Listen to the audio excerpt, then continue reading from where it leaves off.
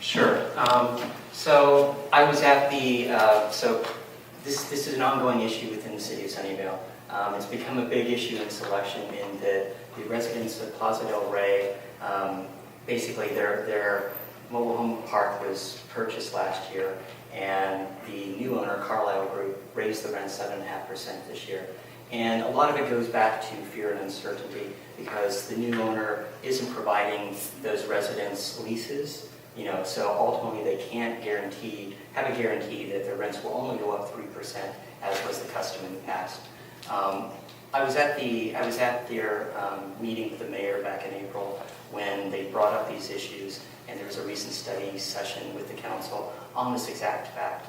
I don't think that from a rent stabilization standpoint that there's a will of the council to actually move forward with this. And as I pulled the residents aside, the best way to do this is ultimately put it as a ballot measure, get the petitions and have the citizens attempt to vote on it.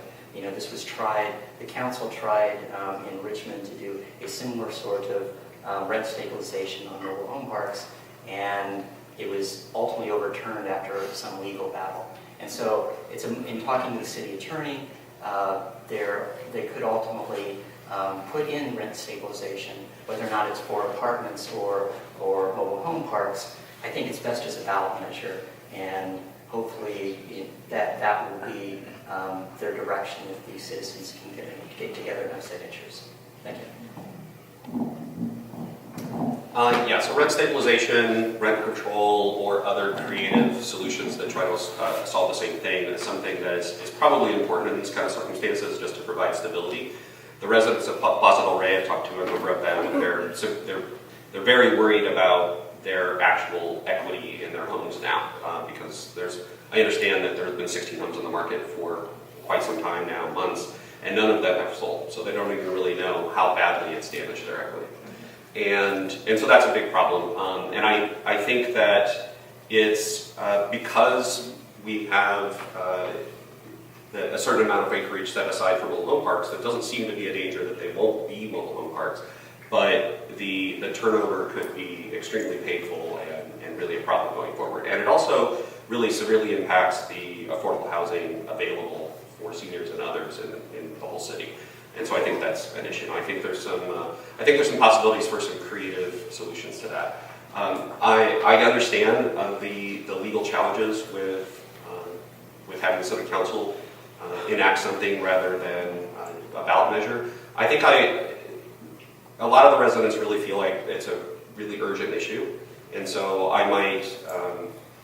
I think it takes some examination, but I think it might make sense to do something more quickly rather than just having it be a 2017 stuff issue, and then in parallel begin a ballot measure drive.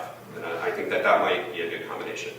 You could even build something that, the city council could even do something that subsets if the ballot measure doesn't pass, or something along those lines to kind of cover it both ways.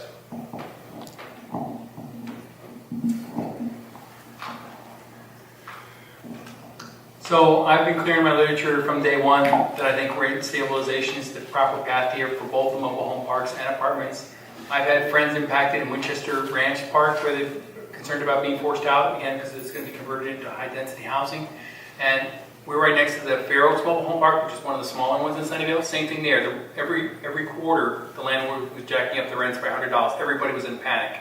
So these are very important areas for our citizens and where a lot of our affordable housing is.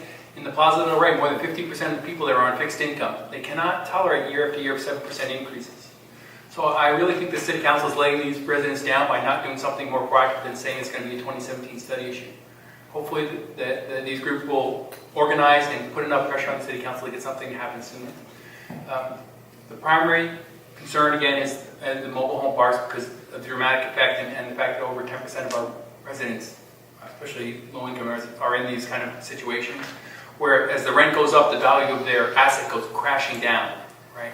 So every time that the rents go up, the total mortgage plus rent you can afford, right? It's a fixed number for most people.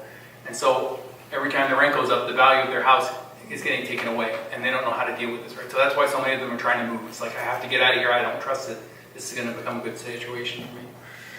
I feel the same way about apartments, although there is more flexibility there for people to move around and shop apartments, but we are so housing constrained in the Bay Area. Like when the Twin Pines burned, it was a serious, serious problem for those people to find housing anywhere near here, right? We had, I don't remember the next number of residents, but I think it was 29 houses, or apartments that burned.